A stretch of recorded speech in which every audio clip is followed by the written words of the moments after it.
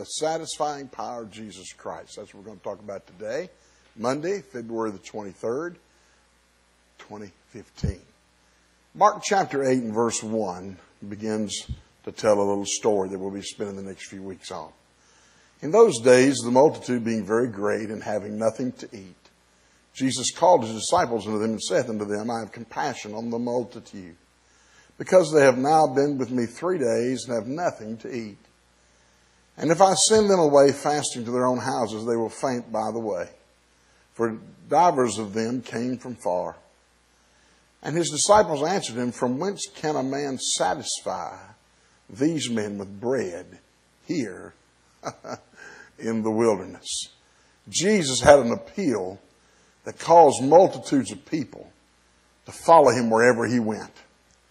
Something about Jesus was meeting the needs and satisfying the longings of these individuals. They followed him into the wilderness. They followed him everywhere he went.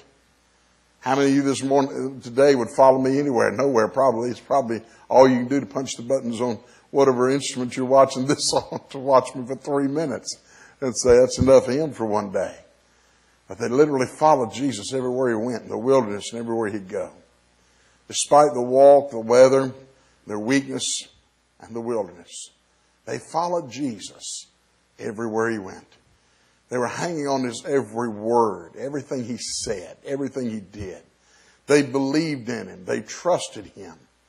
Blessed are those in this day and this time who have faith enough to love the Lord and to follow him wherever he leads. We need more of God's children to find the satisfying power of Jesus Christ, to know what it is to be satisfied with his words and with his presence just wherever he is. When we see him as he really is in all his love and all his glory and power, we too will drop all our sinful and our selfish inhibitions, and in a leap of faith will follow Jesus wherever he leads us to. That was so with Moses and with Matthew and Paul, and it'll also be with those who follow the constraining power of the Holy Spirit. Today, remember, there's something in those words. There's something in his presence that'll be your strength for today and your hope for tomorrow.